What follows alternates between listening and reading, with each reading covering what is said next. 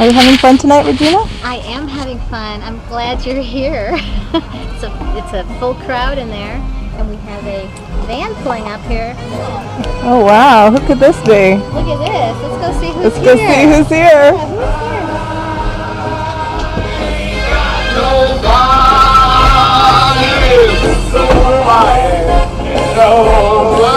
Hold on, I need perfume. Let's go this way.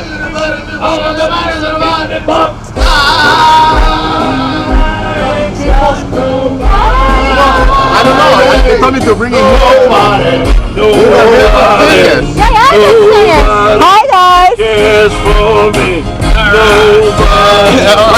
guys are hilarious. Picture of the name of the van. The name of the van and It's everything. partyforwheels.com. You are a genius. No, you're a good thinker.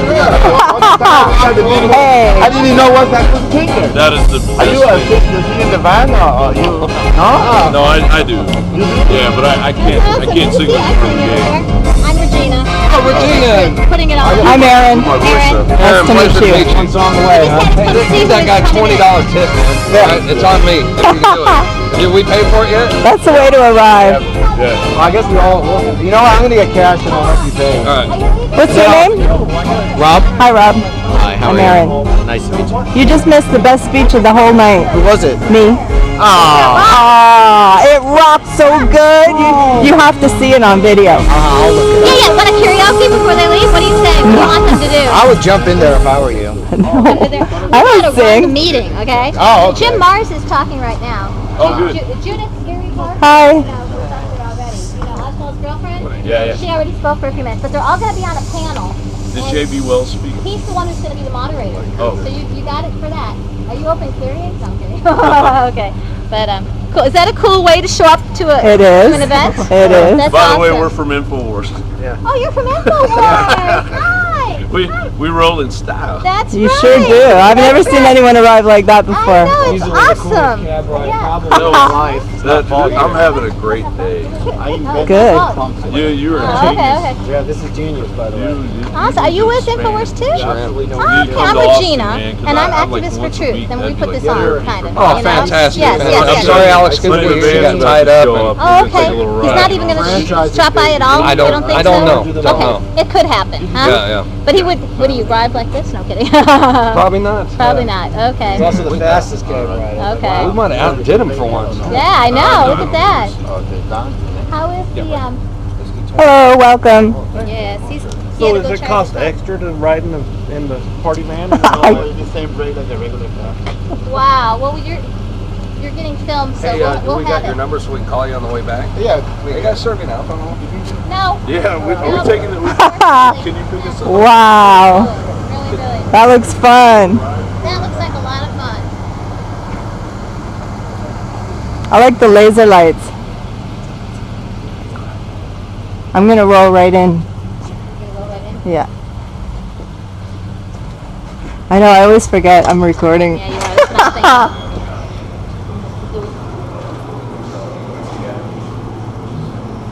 I have to turn my head really slow.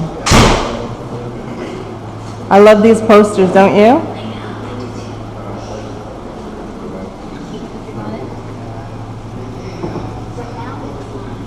Jim Mars, and then John B. Wells is going to be doing a panel. InfoWars crew is here without Alex. Let's go check out how. Although it was already all gone. And that's when it became the official evidence. So now when you hear all conflict on inconsistencies, all problems with the evidence in this case, one should realize that's because it was illegally taken by the FBI, held for 3 days before it even became the official evidence. And what could all that mean? All kinds of things. A Dallas policeman named J.M. Poe was at the scene of the ticket shooting. He took possession of the shell cases that they found. And being a good policeman and having read his police manual, he etched his initials on these shell casings so that he could go into court and say, those are the shell casings I found at the ticket scene.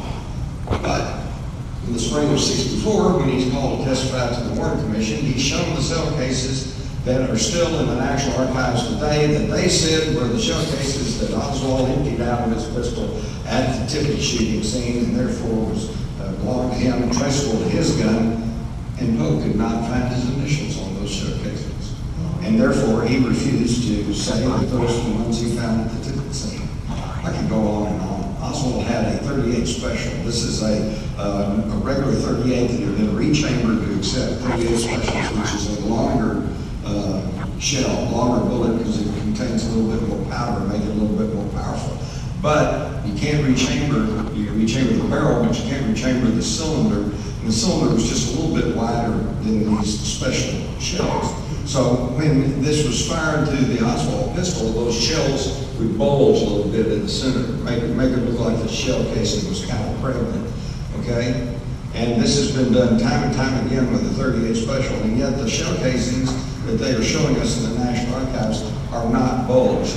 Does that mean? It means they were not fired to the Oswald pistol. Not only that, but this is the pistol that supposedly he used to kill Officer Tippit, and just about 30 minutes before he was cornered and trapped in the Texas Theater. And yet, in the Texas Theater, when he got up and pointed the pistol at Officer McDonald, he heard it snap, and the next day wrote an article, and he was so thankful that that gun had not gone off into his stomach. Well, the FBI, and this is buried in the details of the Warren Commission, the reason it didn't go off is because it had a defective firing pin. That gun couldn't fire. So how did he kill Officer Tippit? And by the way, he didn't kill Officer Tippit because I know that I interviewed 3 separate people. Jack Davis, a TV, a radio evangelist here in Dallas, who was an 18-year-old kid at the time in the Texas Theater. Oswald came and sat down next to him. Butch Burroughs, the assistant manager of the Texas Theater, who tells the story of how somebody slipped into the theater about 1:30, and this is true, but he told me over and over, and I worked with him long and hard, he said that was not Lee Harvey Oswald. He said Oswald was already in the theater. He said he was in the theater about the time the movie started, which was maybe no later than 5 or 10 minutes after 1. In fact, he said Oswald came out and bought popcorn from him. All right, and then there was a real estate salesman who also places Oswald in the theater at the time Tippit was shot, several, half a mile away. So see, if there'd been a fair trial, here are witnesses, alibi witnesses that says Oswald wasn't even at the scene, and his pistol was defective, he couldn't have shot anybody with it. But see, you don't get told these things, do you? Dallas News doesn't report to you on those things, do they? No, they do the pontificate on how that, well, we just can't believe that one lone idiot can change all history and kill a great man, and well, we just need to bind up the wounds, and there's just conspiracy theorists out there, I don't deal in theories, I deal in facts. Yeah.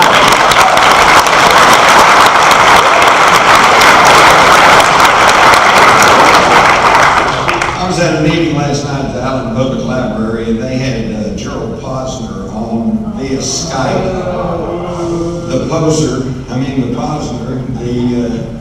and he on Skype, and of course you can't question him because it's just there he is. He went on for 45 minutes just on this personal attack on Lee Harvey Oswald, how he was a communist, how he was a great shot, how he beat his wife, and virtually everything he said was at best contestable, and at worst an absolute lie, just absolute, not the truth, and yet that gets all the play, you see. And while we're at it, real quickly, they say, well, he was a marksman in the Marines. Well, boy, that sounds great until you stop and check it. In the military, there are 3 grades out on the firing line. There's marksman, and then sharpshooter, and then expert. I know, because when I was in the Army during Vietnam, I told my company commander, I was at Fort Dix, New Jersey, and I went to my company commander, this captain, I told him, I said, Captain, I understand that you have a bet going on with the other company commanders over whose company is going to do best on the firing range. He said, yeah, I do. I said, okay, listen, I'm from Texas. And I said, I grew up shooting. I know how to shoot. I said, but I can't shoot very well in these Army glasses. I said, but I've got my own glasses with me. They're sunglasses, but they're my prescription. I said, if you'll let me wear those out to the firing line, I guarantee you I will fire expert and bring your average up, you know? And he went, okay. So if y'all been in the military, you just picture this. I show up at the firing range with my sunglasses on, and the drill instructors are going, here comes Hollywood. They gave me all kinds of trouble, but by golly, I fired expert. I got a free pass to New York.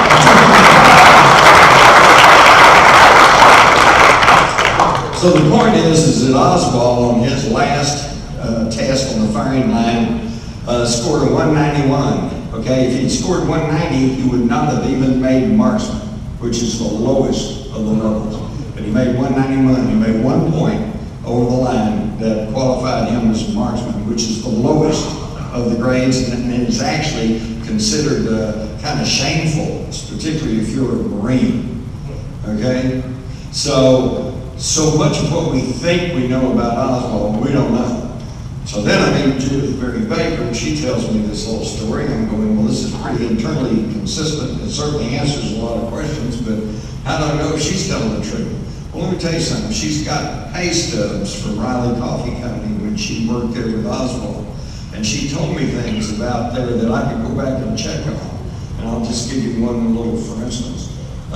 Judith said that one of her duties was kind of babysitting Oswald at Riley Coffee Company, and one of this entailed that in the afternoon, it seems like their work day was like 8 to 5. So Oswald would show up for work and they clocked in, okay, but then he'd take off, he'd slip off, he'd go off, he'd go down to the Crescent City garage, he'd go through there, he'd go to David Ferry's apartment, he'd work on the cancer lab, he'd do whatever little chores that needed done, and then he'd slip back into work, or sometime not even go back to work. But Judy would then go and clock him out when it was going home time. So I thought, well, I wonder if there's any way you can prove this. So I went and looked at the work records that the Warren Commission published for Oswald, and he's supposed to check in at 8 o'clock in the morning, and sure enough, he's checking in at 7:59, 8:01, 8:02, 7:58. Just like you'd figure, a normal guy, he shows up, supposed to be at work at 8, sometimes a minute too early, sometimes a minute too late.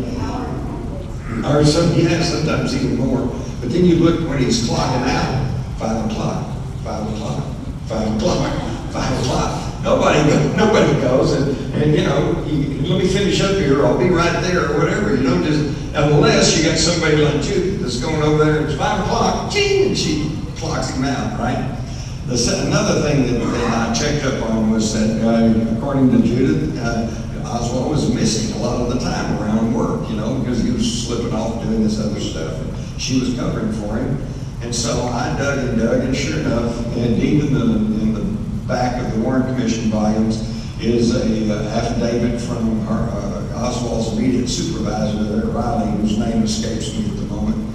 But right there in his statement, he said, yeah, I said, funny thing about that, Oswald says, I never could find him. He said, we're never around, you know. And when I finally catch up with him, I'd say, well, you know, where you been? And he just non-committally say, well, I've just been around. So see, the thing she's saying checks out. And so for my money, until somebody come up and prove to me that she's not who she says she is, then I'm buying her story, and I think that fills in a lot of gaps. Of course, the conventional people don't want to hear this because it flies in the face of the official version, but then so much of the actual evidence does. One other quick thing. This is so basic. The Warren Commission, the House Select Committee on Assassination, and even the investigation by the American Medical Association all stated unequivocally that Kennedy was killed with a rifle bullet from a high-velocity rifle. The Mannlicher Kratos 6.5 millimeter is not a high-velocity rifle. It is a medium-velocity rifle.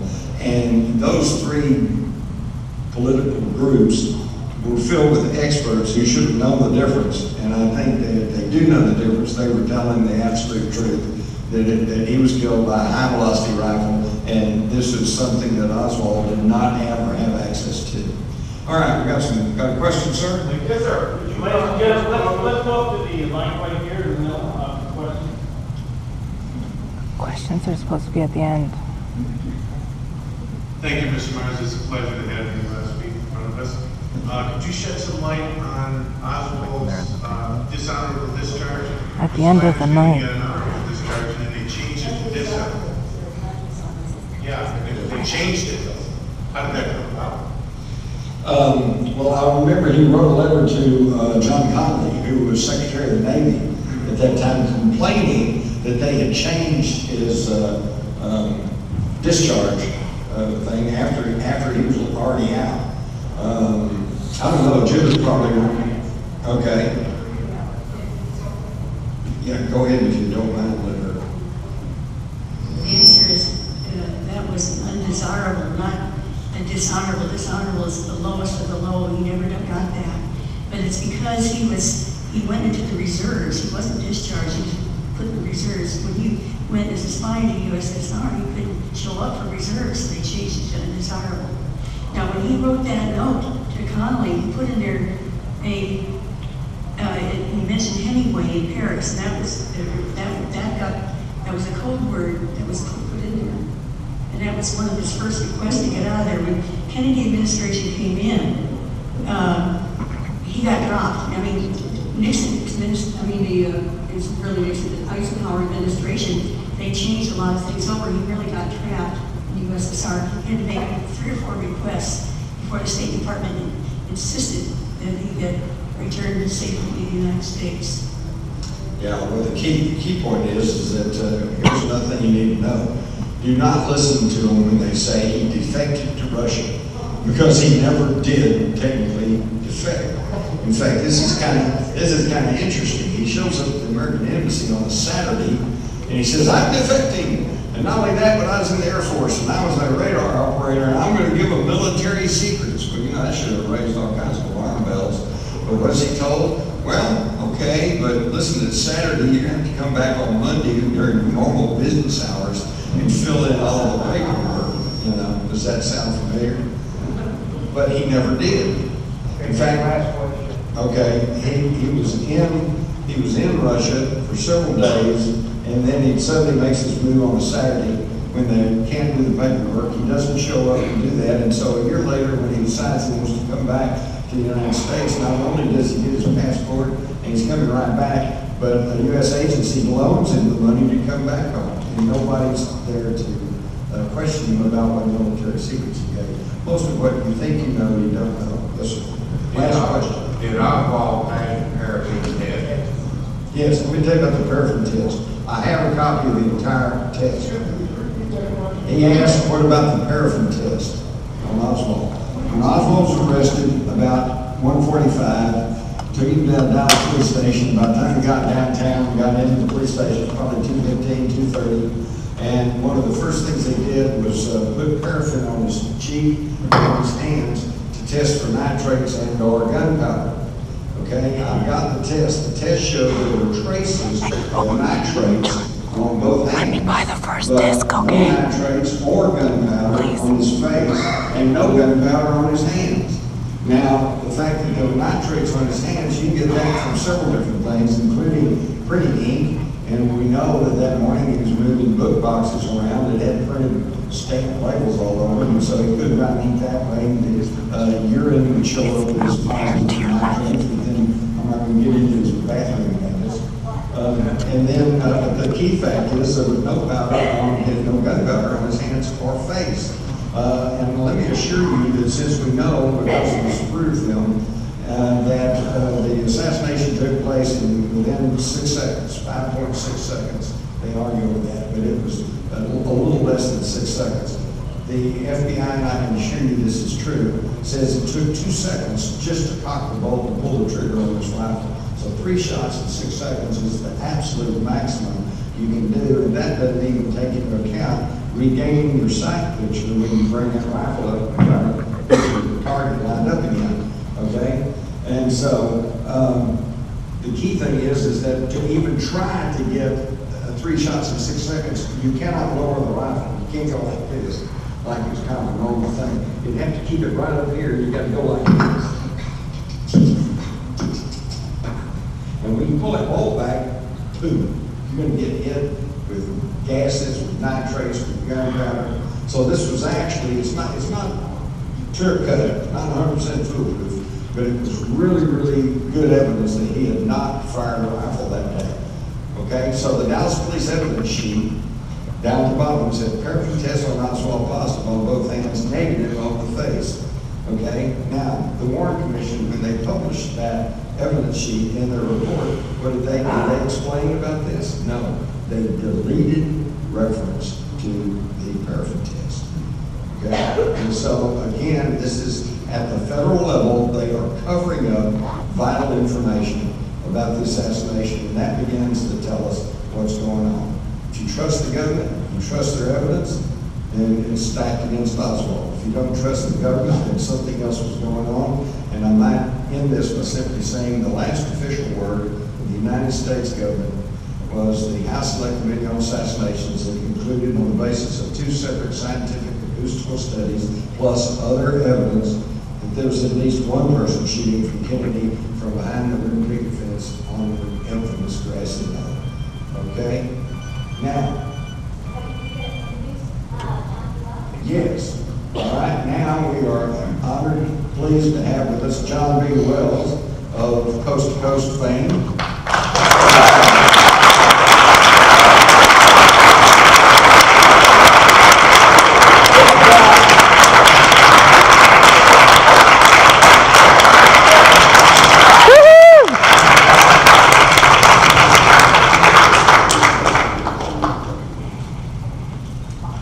Hey everybody. Thanks a lot for the warm welcome, appreciate it. I'll just give you a couple of observations. People say, well, you're talking about this John Kennedy thing all the time, isn't it? Almost providential, but 22 November 1963 was a Friday. Tomorrow's a big day. And according to the meteorologists, a real cold wind gonna blow. As I look out across the room here, what I'm seeing is not well made up, not well lighted network people and their lackeys. I was in that world for 25 years, behind the scenes. What I see here are the what you call the people, the ones that take it on the backside when their country calls them to give up life and limb for their country, do God's work. This here is a big town, Dallas, Texas. But this gathering, this is small town Texas. This is the people. And I feel very privileged to be able to stand before you and have a few words without being in a room without windows, just me and a microphone, some headphones on my head. I can't really see you, but I feel you. People say you talk about this Kennedy thing, Kennedy. You know, why don't you just let it go? Why does everybody just let it go? Let us heal. We can't heal. Because since it happened, anybody who was alive on the playground like I was, why is the bell ringing early? Why are we coming in now? This is what happened in my elementary school. This was Meadowbrook Elementary School, right down the road in Fort Worth, Texas. The little girl started crying. But down the hall, the older boys, one class up, a cheer went up. And I thought, what is the meaning of this? Because there was a lot of talk about how Kennedy is a Catholic. Kennedy, he's liberal. He's this, he's that, he's the other. And I wondered why. I was just a little kid, really. Why did they not like him? What's the problem? I remember seeing Marilyn Monroe sing that birthday song to him, and even as a little kid, I thought, that sounds awfully sweet to me. That seems awfully, there's something going on there between those two. I don't know what I'm feeling, but I'm feeling something. My dad had told me, Dad would toss stuff out like this. He was a submariner. Actually, he was on the USS Maryland, on a battleship that my grandfather actually helped build at Pearl Harbor. And he was a bright, interesting guy, and he said, you know, whenever a new president comes into office, he has a conversation with some men. And when he comes out of that meeting, he is never the same. So all of this stuff is just collective. That's what I do. It's a dot on the canvas and another dot. I don't have enough dots up there to make a picture yet. Now there are enough dots up there to make a picture. Yes, there Looking are. back on this, Martin Luther King said yes, he'd support Bobby Kennedy's run for the presidency, and 9 days later, he's assassinated. James Earl Ray swears he didn't do it. And every day, my childhood friend Eddie May and I would ride horses in East Fort Worth, and overhead flew the helicopters. And on every train that came by, they were all loaded with weapons and implements of war. Let's go back to Lee Harvey Oswald for just a minute. Roger Stone was on Coast to Coast last Saturday night. I've been almost in a state of depression ever since, because those things that I perceived and felt, this man confirmed. Lee Oswald was not as he's been portrayed. That he was, in fact, I said, how does a man go to Russia? How does a Marine go to Russia, come back with a Russian gal? What? How does this happen in the middle of the Cold War? Isn't it interesting? Gary Powers, U-2, now trust me, I'm throwing dots up on the canvas. Maybe you can make a picture. Gary Powers is flying a U-2. I'm privileged to know a U-2, former U-2 pilot.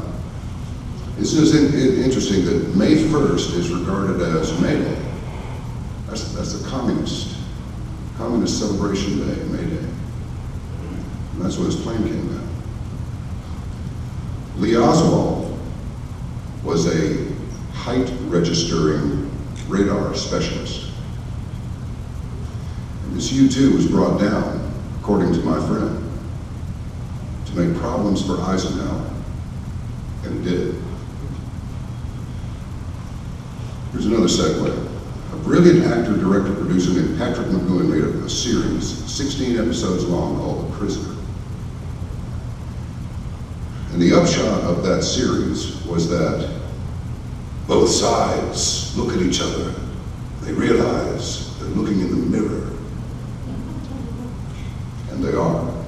So as you go through your investigations, remember, none of this happens by accident. Everything is planned. These people are very, very smart people. Now to me, there's a difference between intelligence and smart. I consider myself intelligent and sometimes not that smart. Wells's definition of smart is the practical application of intelligence. I've fallen down a couple of times on that one. But seriously, none of this happens by accident. None of it. So where I started was, what's your connection to Kennedy? Not much. In second grade, I met Marguerite Oswald. She was the personal nurse for a real estate lady named Helen Lester. Got a little park named after her over there. I lived 5 houses down in 1985 from General Edwin A. Walker, allegedly shot at by Lee Oswald in April before the assassination. General Walker told me that the call that released Lee from jail came from Bobby Kennedy's office. I'm not making it up, that's what the general told me. I said, why do you think John Kennedy was assassinated? He said, because there was an agenda afoot, and it was known that he would not be reelected. Now here comes Roger Stone and says, Lyndon Johnson was on his way to jail over everything from stealing an election in the late 40s, a number of murders that could be traced right back to him, Billy Saul Estes, who was selling grain silos that didn't exist, and many, many right-wing oil men were making lots of money. Johnson controlled Dallas, controlled the sheriff's department, controlled the police department, controlled the DA's office. So Roger Stone has made a very, very compelling case for this. But who is orchestrating all of this? I don't really think this is going to be much of a stretch for many of you. The preacher who came up here, he started off this whole shindig tonight, said, some of you are atheists. That's okay. But you are here. We share earthling bodies. We share this planet. We share an earthly existence. Anybody that studies acting, wants to be an actor, wants to do plays or something, you're going to wind up studying Greek theater. Why? Because the stories never change. The Greeks, at least, had enough sense to not give the bad guy the better fashion sense so that you'll like him. The Greeks used masks, and all violence and sex was done off stage. Leave it to your imagination rather than display it to you. So what I would propose to you is just a reaffirmation of my belief that evil truly exists. Yes, it My does. definition of evil is the wanton causing of distress, damage, or destruction of a fellow human being on a mental, physical, or spiritual level. Yes. Now, if you believe Scripture, his name's not Jesus, by the way, it's Yeshua. Satan took him up and said, see all of this? You have all of this. All you have to do is direct your what? Your consciousness toward me. Worship me. You have all of this. And the Lord said, you're kidding me, right? This will pass away. This is nothing compared to what is out there. So I must decline your offer. But many of those in power, just exactly as was shown us in the little movie Episode 4 Star Wars, many of these people are seduced by the dark force. They are seduced by the power. But after you've had your drink and your romp on the roof, so to speak, well, what else is there to do? Well, then you want to have your drink and your romp on the roof on every building, higher and higher, because it's power for power's sake. Irrespective of the fact that you will pass away from this world, you'll die. We're all going to check off this planet one day. Doesn't stop these people. They pursue these ends as if they will live forever, even though they know they will not. So what we're dealing with, my friends, we are dealing with spiritual warfare. Yes. Yep. Yes.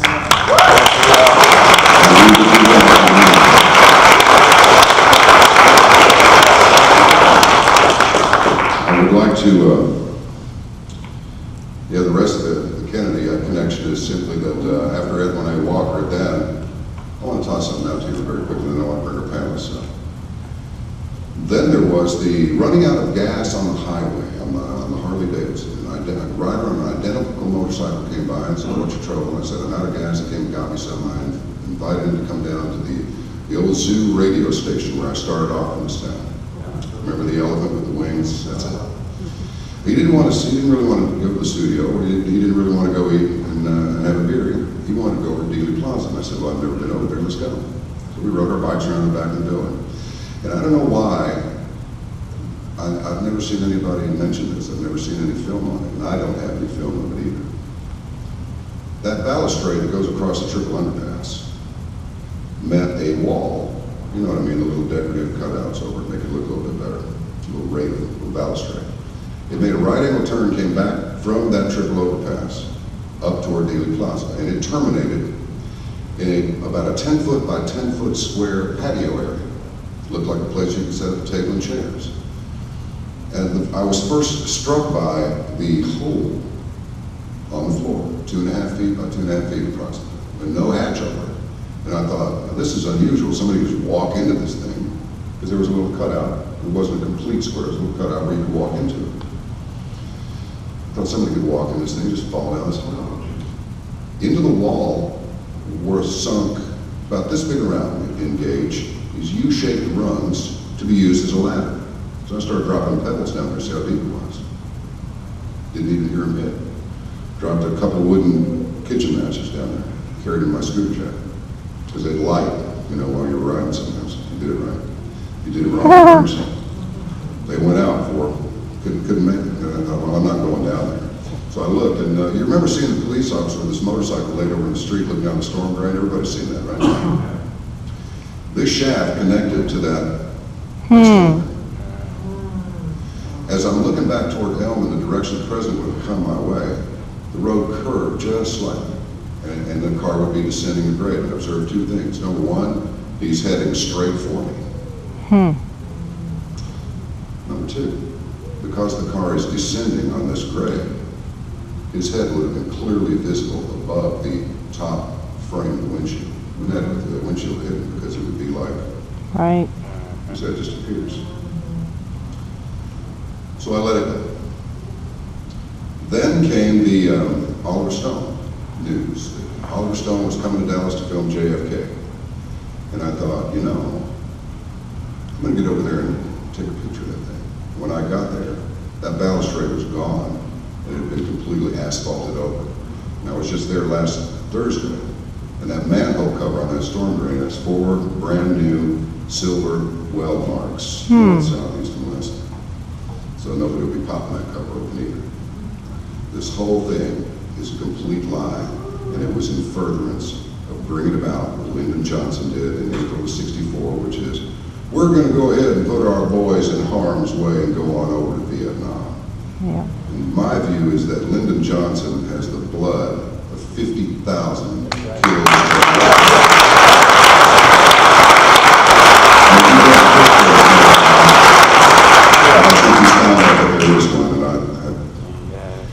As they say in UFO terms, I hope he's being probed, right? Yeah.